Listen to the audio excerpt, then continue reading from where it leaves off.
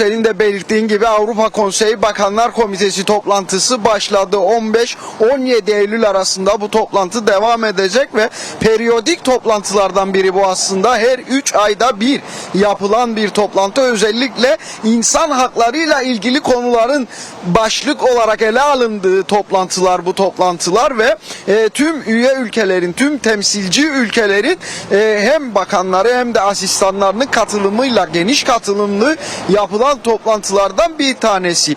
Bizler de burada uzun yıllardır devam eden Öcalan'a özgürlük nöbet eylemi noktasında Kürt halkı ve dostlarıyla birlikte aslında kitlenin talebinin tek yürek, tek ses olduğu noktadayız. Peki ne bu ses, ne bu talep? Özellikle Önder Apo'na yönelik umut hakkının derhal yasal düzenlemeler çerçevesinde hazırlanıp uygulamaya geçmesi yönünde. İşte tam da bu konuda hem alanında uzman hem de bu konu üzerinde çalışma yürütmüş Öcalan'a Özgürlük Küresel Kampanyası sözcülerinden Sinan Önal yanımızda. Ona mikrofonu uzatacağız. Merhabalar, teşekkürler yayınımıza. İyi yayınlar, teşekkürler. Teşekkürler. Aslında birçok kişiye mikrofon uzattık ve öne çıkan şey şu oldu. Avrupa tüm komisyonları ve tüm yapısıyla birlikte temel olarak insan haklarını aslında esas alıyor ama konu Kürtler ve Öcalan olduğu zaman insan haklarının başında gelen bir umut hakkının uygulanması konusunda ciddi bir sıkıntı yaşanıyor. Son bir yıllık bir süreç söz konusu. Geniş kapsamıyla önce başlayalım. Nasıl oldu, nasıl gelişti? Avrupa Konseyi Bakanlar Komitesi bir yıl önce bugünün habercisi olan bir karar almıştı. Bugün ne gibi karar alınması bekleniyor? Nasıl bir süreç ilerleyecek? Öncelikle bununla başlayalım. Tabii şöyle söyleyebiliriz, belki 2004'te başlayan bir süreç. Avrupa İnsan Hakları Mahkemesi'ne Asrın Hukuk Bürosu avukatları tarafından götürülen bir dava var. Hem adil yargılanma hem tutsaklık koşulları ile ilgili Avrupa İnsan Hakları Sözleşmesi'ni ihlal eden maddeler üzerinden yapılan başvurular var. Bu 2014 yılında ancak sonuçlanabiliyor. Yani bir 10 yıllık süreç geçiyor üzerinden. Avrupa İnsan Hakları Mahkemesi şuna karar veriyor. Abdullah Öcalan'ın yaşam hakkı ve tutsaklık koşulları ihlal edilmiştir. Bundan dolayı onun yaşam hakkını düzenleyen ve tutsaklık koşullarını sözleşmeye uygun hale getiren gözlemleyici komitelerin oluşması gerekir. Bunu Türkiye'ye bildiriyor.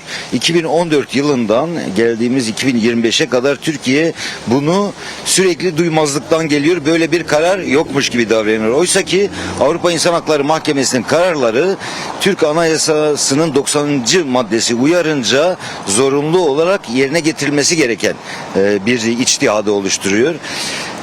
Mahkemenin kararı yerine gelmeyince mahkeme Avrupa Konseyi'nin yürütme erkine başvuruyor. Yürütme erki Dışişleri Bakanlarından oluşan 46 ülkenin hali hazırda hükümlerin yerine getirilmesi için üye ülkelerle gerek yaptırımlar, gerek uyarılar, gerek doğrudan görüşmeler ve bir tür bir mevzuatının olduğu programa sahipler. Şimdi onun ilk toplantısı geçtiğimiz yıl Eylül ayında gerçekleşti. Eylül ayında Bakanlar Komitesi Türkiye'ye bir yıl içinde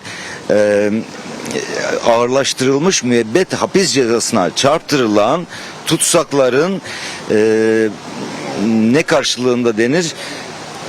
Bir parol karşılığında, yani denetimli serbestlik karşılığında serbest bırakılmasını düzenleyen komitenin kurulmasını istedi.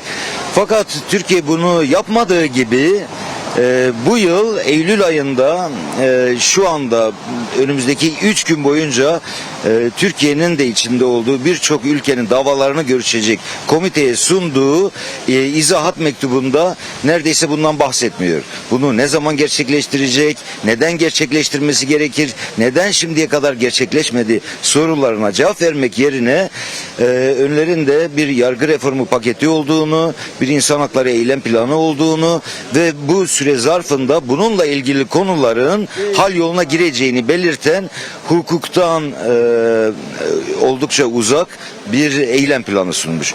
Tabi bunun karşılığında gerek Asrın Hukuk Bürosu, gerek Toplumsal Hukuk Araştırmaları Vakfı, gerek Özgürlükçü Hukuklar Derneği, İnsan Hakları Derneği, Türkiye İnsan Hakları Vakfı ve birçok baroların itiraz olarak sunduğu bu komitenin bir an önce gerçekleşmesinin gereğini anlatan izahlar var. Dolayısıyla bu bağlamda komitenin Türkiye'ye caydırıcı bir yaklaşımda bulunması gerekiyor.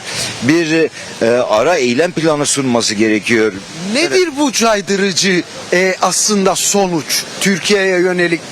Örneğin Avrupa Konseyi Bakanlar Komitesi'nde Türk Devleti'nin sandalyesi dondurulabilir mi?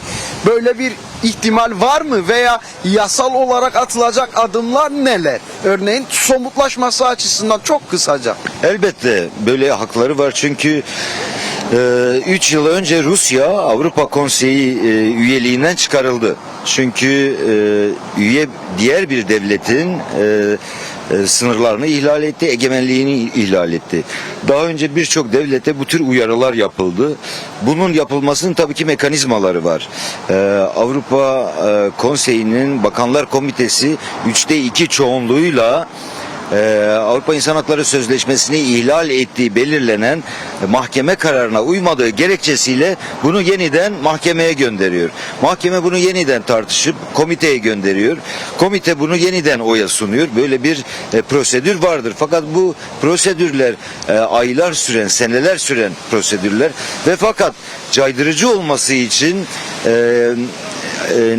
denetim komiteleri kuruluyor. O denetim komiteleri sürekli Adalet Bakanlığı'yla, Dışişleri Bakanlığı'yla diyalog içinde oluyor. Sivil toplum örgütleriyle diyalog içinde oluyor. Keza Türkiye Avrupa Birliği'nin aday müzakeresi olduğu için her ne kadar şu anda müzakereler bu tür kararların uyulmamasından dolayı dondurulmuşsa da Avrupa Birliği'nin, konseyinin ve komisyonunun da Türkiye'ye yönelik yaptırımlar, caydırıcı yaptırımlar gerçekleştirmesinin de önünü açmış oluyor. Dolayısıyla komitenin bugün alacağı karar, alacağı tedbir kararları her şekilde Gurban grubu olarak verilen aslında 2002'de Öcalan yasası olarak birçok hukukçunun Öcalan yasası olarak adlandırdığı idam cezasından ağırlaştırılmış müebbet cezasına geçişin yasasını, kanununu, sözleşmeyi ihlal ettiği gerekçesiyle bugün ikinci kere görüşüyor ve bugün buradan çıkan kararlar zaten Türkiye'de başlamış bulunan siyasi barış, demokratik toplum sürecini doğrudan etkileyecek. Dolayısıyla üye ülkelerin Türkiye üzerinden yeni bir normalleşme sürecini de etkileyecek bir karar olması açısından oldukça önemli. Büyük bir ilgi var katılımcılardan. Kısaca öyle sonlandıralım. Bir kitlesel eylem söz konusu. 4 günlük bir planlama. İçeride Avrupa Konseyi Bakanlar Komitesi bu konuyu tartışırken dışarıda da Kürt halkı ve dostları tek ses tek yürek olup umut hakkının aslında uygulanması talebiyle burada buluştu. Hem eylemin içeriğine yönelik hem de halkımıza kısaca çağrınız nedir? Şöyle söyleyebiliriz. Yani burada 14 yıldan beri Avrupa Konseyi'nin önünde sözleşmenin ihlal edilen kararlarının maddelerinin Türkiye'de uygulanması için büyük bir nöbet eylemi gerçekleştiriliyor. Bu Öcalan'a özgürlük, Kürt halk önderi Abdullah Öcalan'a özgürlük, Türkiye'ye barış ve demokrasi talebini içeriyor. Dolayısıyla bütün Avrupa Konseyi üyeleri, Bakanlar Komitesi bu etkinlikten sürekli olarak haberdar. Birçok konseyin parlamenterler asamblesi üyesi buraları yıllarca ziyaret ettiler. Bugün Avrupa'nın çeşitli ülkelerinden toplanan binlerin üzerindeki insanlar komitenin Türkiye'ye karşı caydırıcı bir karar almasını teşvik etmek için, bu çağrıyı yenilemek için burada toplanıyorlar. Elbette bu Avrupa Konseyi'nin de itibarını geliştirecek. Hele hele dünyada otoriterleşmenin büyük soykırımsal saldırıların konuşulduğu, Orta Doğu'da çok büyük kaotik ve türbülent dönemlerin yaşandığı bir sırada konseyin bu anlamda vereceği karar oldukça önemli olacak. Önemli konuşmacıların da olduğunu biliyoruz bugünkü eylemde, mitingde ve önümüzdeki 3 gün boyunca kararın muhtemelen çarşamba günü açıklanması bekleniyor. Zira 3 gün boyunca Bakanlar Komitesi üye ülkelerin ilgili davalarını da konuşacak. Bu sırada çeşitli etkinlikler, kültürel, sanatsal etkinlikler gerçekleştirilecek. Özellikle Kürt Halk Önderi Sayın Abdullah Öcalan'ın mutlak iletişimsizlik koşullarında, tecrit koşullarında olmasına rağmen kaleme aldığı sadece Kürt halkının özgürlüğü için değil fakat bölge halklarının barış içinde bir arada yaşaması için kaleme aldığı felsefi paradigmalardan, siyasi yol haritalarından ve kadın özgürlük devrimini anlatan gerçekleşmelerle ilgili seminerler, paneller gerçekleştirilecek. Bunu söyleyebilirim.